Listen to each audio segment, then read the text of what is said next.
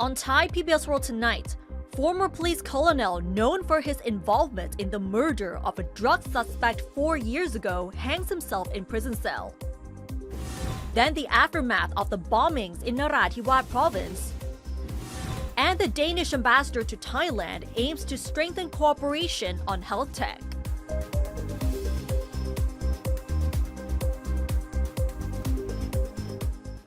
Hi, very good evening and welcome to Thai PBS World Tonight. I'm Nat Bunat. I'm Frank Kanshi. I will begin tonight with the biggest story which became breaking news during the past weekend, which is the death of a former police colonel who was best known for his involvement in the murder of a drug suspect 4 years ago, and there are suspicions surrounding his death.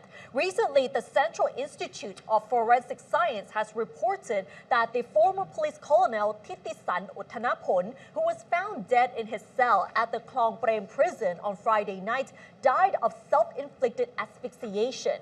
The deputy director of the institute said that pathologists spent about an hour examining the body of Thitisan and concluded that he hanged himself.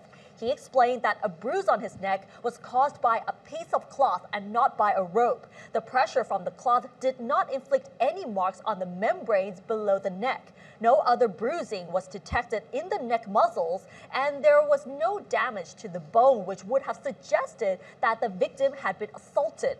He ruled out the possibility that the ex-police officer was strangled by someone else, adding that the results of the blood and urine tests will take between 2 to 4 weeks.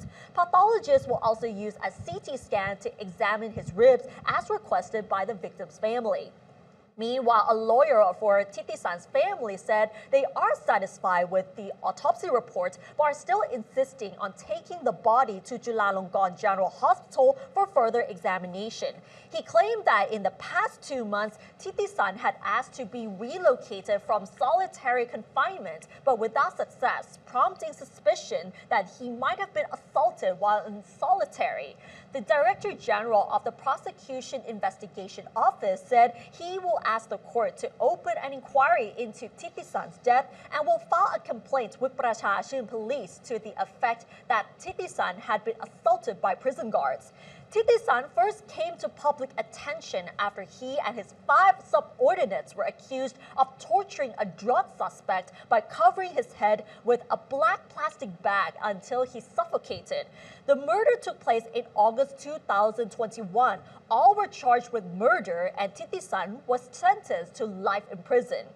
The Corrections Department said in a statement on Saturday that Thitisan was found dead in his prison cell at 8:50 p.m. on Friday when a guard arrived to give him his daily medication, and CCTV footage from outside his cell also showed no one entering or exiting. Meanwhile, Thitisan's family insisted that they will not cremate the body until they receive the autopsy results from Chulalongkorn General Hospital. This is because the family members are still suspicious of what really happened inside the prison cell, as they strongly believe that he was either abused or bullied prior to this death. And this will actually depend on how the Corrections Department will investigate the matter. But if you go on Thai social media, ever since several media agencies have reporting on this case, most of the netizens commented that what goes around comes around, because many of them still remember what he did 4 years ago, and now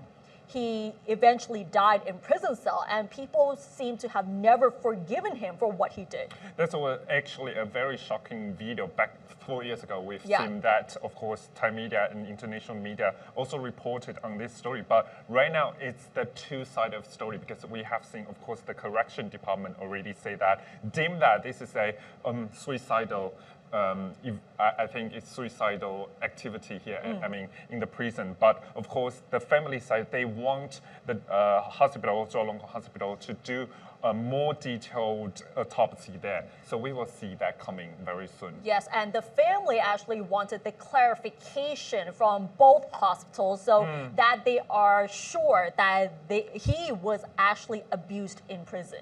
Right, so we will wait for more details coming up in next few weeks. And right now, let's move on to Chumphon province, as this morning a 3.6 magnitude earthquake was detected off Chumphon province. So far, no damage has been reported. A 3.6 magnitude earthquake was detected in the Gulf of Thailand at 5.26 a.m. today, about 49 kilometers from the shore of the southern province of Chumphon, according to the Earthquake Surveillance Division of the Meteorological Department. The tremor was located at a depth of about 1 kilometer below the seabed and was caused by movement of the Ranong Fault, which stretches from the Andaman Sea through Ranong, Chumphon, Prachuap Khiri Khan and Phang Nga provinces. The head of the Public Disaster Prevention and Mitigation Office in Chumphon said that no damage has been reported and the tremor was only lightly felt in some areas. Of course, comparing to other earthquake in the region, I think 3.6 magnitude is not that high, but of course, at this moment, we haven't seen any damage yet. Right, but whenever we hear stories about earthquakes or warnings like these, people might wonder whether it will cause a tsunami or not. But recently, a marine expert at Kasetsart University, Thon Thamrong Nawasawat, posted briefly on Facebook that the 3.6 magnitude earthquake there would not cause a tsunami, and chances are causing a massive earthquake there is very less likely. And he said that it would take around 100 years' time to see a huge earthquake in the Ranong Fault. Yes, of course, because normally we talk about tsunami caused by earthquake, for example, in the Far Rings, Taiwan, Japan. Normally the magnitude is over 7, over 8, but fortunately we see only 3.6 this time. Yes, but regardless, people living along the coast will have to stay alert at all times. And another big story was the bombings in Sungai Kolok district office, which is located in Thailand's southernmost province of Narathiwat. Although Thais are quite familiar with conflicts, bombings, and attacks in the deep south, this recent bombing has killed 2 defense volunteers and injured many others and has caused widespread damage. So the Sungai Kolok district office has moved its border passes service to other districts in Narathiwat province following the fatal attacks last Friday, which damaged most of its buildings. The Sungai Kolok district chief said that those who wish to apply for a border pass to enter Malaysia must do so at one of 12 other districts in the province, preferably at Tak Bai or Sungai Pati. He explained that the district office used to issue around 300 border passes daily, adding that the attacks have severely affected the service and other district office operations. Right now, he is in discussions with provincial authorities regarding the necessary equipment and supplies as they plan to resume border pass issuance in the rear building, which was not severely damaged. The process of returning to a full service will take about a month. Other services, including those of the Revenue Department, are also suspended due to the fatal attacks. 2 defense volunteers were killed and many others were injured when southern insurgents launched a surprise grenade and gun attack on the Sungai Kolok district office on Friday night. Prime Minister Pathongthai Shinawatra offered her condolences to the families of those killed and injured in the insurgent attack in Sungai Kolok district. She has assigned the relevant authorities to handle compensation for the 2 defense volunteers who lost their lives and for those who were injured in the attack, which took place during the Islamic holy month of Ramadan. So this is really unfortunate, and it has really disrupted several services there. And if you really look at the images right now, you can see that it has caused widespread damages on the office buildings and people's homes as well. And also the fear, actually, I think in Thailand, because after Uyghur deportation back to China, some embassies already warned that in Thailand we have to be very careful about any potential bomb events or bomb activities on the ground. And of course, this time is at southern part here. And right now, as what you said, actually it's the holy month for Ramadan. Ramadan for Muslims. So we have to see if this is there any serial event coming up, because I think no matter you are right now in southern part of province or in the center of Thailand in Bangkok right now, we have to be very careful at this moment. Exactly. Right. Right now, move on to economy, because about 17 million people have already received 10,000 cash handout here. Now, we have some update about the 3rd phase of this scheme, which has been confirmed today. About 2.7 million people aged 16 to 20 will be eligible for the third phase of the so-called digital wallet scheme, where eligible users will get 10,000 baht wired into their bank accounts. However, there's no exact date as to when the cash will be distributed. Finance Minister Pichai Chumphon told reporters prior to the meeting this morning that those aged 16 to 20 will be eligible for the third phase of the scheme, and the 10,000 baht will be distributed within the second quarter of this year. However, the fourth phase is still awaiting discussion. There have also been reports that the development of the system has been completed and it is currently on a test run. It is expected to be launched either in mid-May or in June. Previously, the 10,000 cash handouts have been distributed since last year. The first phase targeted 14.5 million people with state welfare card holders and those with disabilities, while the second phase targeted 3 million people over 60 years old. So, of course, this scheme right now is still currently ongoing because we have to wait for the fourth phase to complete the scheme. But of course, from the World Bank report or some experts say that the scheme, 10,000 cash handout, has helped Thailand's economy for a bit in the GDP. So let's see if this scheme towards the fourth phase will really push Thailand's GDP to 3%. That's very key.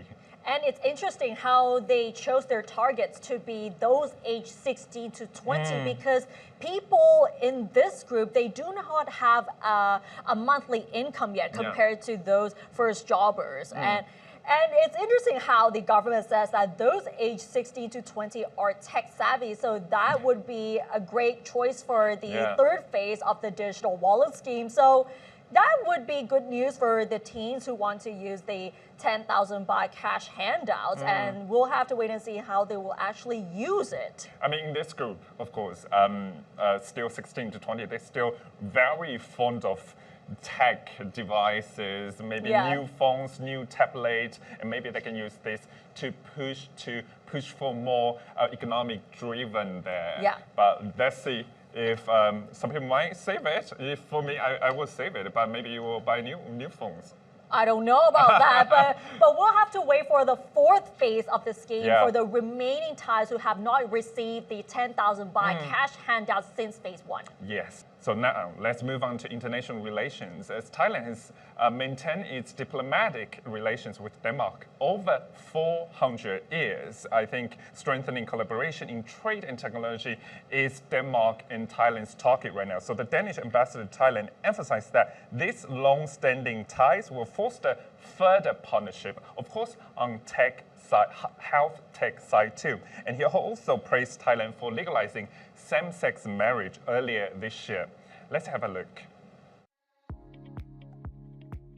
Over 400 years ago, Denmark's commercial vessels arrived in Thailand for trade. Today, Danish companies provide more than 50,000 jobs in the country. The ambassador of Denmark to Thailand stated that both countries have strengthened relations in various areas, including health technology. We are primarily selling pharmaceuticals and medical device in Thailand, and the other way it's primarily electronic apparatus that is being sold to Denmark. We have seen good growth last year, stable, but previous years good growth in our trade, and it's rather equal. It's approximately 800 million euro being imported into Denmark and exported out of Denmark. We have several companies that have a strong and good footprint in Thailand. Novo Nordisk is one of the biggest pharmaceutical companies in the world, specialized in obesity and diabetes. Cities for Better Health is a new project they're going to be launching in Bangkok this year. We look very much forward to working with BMA and Novo Nordisk. In addition to cooperation with government, what impresses the ambassador is Thailand's strategy of developing soft power. With diverse landscapes and a warm, welcoming attitude, Ambassador Anand noted that an increasing number of Danes are choosing to travel to Thailand. First of all, I think Thailand has a fantastic brand, and soft power is very much about the the brand of the country. I know Thailand has a very, very strong brand. And just to emphasize the strong brand of Thailand, Thailand is one of the most popular tourist destinations for Danes. We are 6 million people living in Denmark, and last year 140,000 of them decided to travel 10,000 kilometers to spend their holidays in Thailand. Another significant development in the country is the legislation of the same-sex marriage. As Denmark was the first country in the world to recognize same-sex unions, ambassadors say that he is proud of Thailand for protecting the rights of same-sex couples and hopes that this legislation will inspire other countries in the region. I would like to commend Thai government and the Thai people for the Equality Rights Act that was entered into force in January. I think that is inspiration, or should be inspiration, for many other countries to go down the same track. Actually, Denmark was the first country in the world to legalize marriage between same sex. That was in 1st of October 89, and the reason why I remember is because I just started studying law back then. And that was a big step for Denmark. Since relocating to Thailand last year, the ambassador has been mesmerized by the friendliness of the Thai people and the country's cuisine, emphasizing that no one could dislike Thai gastronomy. If there's something I should pinpoint as absolutely fantastic about Thailand, it is the people. You meet friendliness, you meet smiles, and you mentioned yourself the food. Just thinking about food, my mouth starts running in water. I do appreciate it, and I've always had a big heart for Thai food ever since I can remember. Do you have any favorite dish? Oh, tom yum soup and green curry and many. Yeah. I've not had anything I disliked yet. Frank Kanshi reporting for Thai PBS World. So now, of course, we've seen Denmark's technology to help Thailand in terms of diabetes, as in they can really solve the problems very fast, and with the new pills, with new technology too. And of course, same-sex marriage. Yeah. That actually, Denmark is the first in the globe to pass same-sex unions. This is a very good development in Thailand, I think. Of course, and many countries have applauded this move by Thailand for legalizing marriage equality here. And at the same time, 2025 is a special year for Thailand because Thailand is celebrating huge diplomatic milestones with several countries, whether it's China, Singapore, France, and now Denmark. 400 years, that is a huge accomplishment between Thailand and Denmark in terms of strengthening bilateral relations. And we understand, of course, 400 years. It's a very big milestone here. And actually, it's already over 400 years. The 400th year is at the year of 2021. And right now, Denmark, they really want to cooperate with Thailand on health tech, on cultural side. And we will see this year, there will be many movement in the diplomacy. As what you said, there are so many countries right now celebrating with Thailand. Exactly. And that wraps up tonight's edition of Thai PBS World Tonight. Join us every Monday and Tuesday at 6 p.m. on Thai PBS World's Facebook and YouTube Live. And don't forget to follow us on social media and our website, thaipbsworld.com, for all the latest stories and analyses about Thailand. Thanks for watching, and we'll see you tomorrow. สวัสดีค่ะ สวัสดีครับ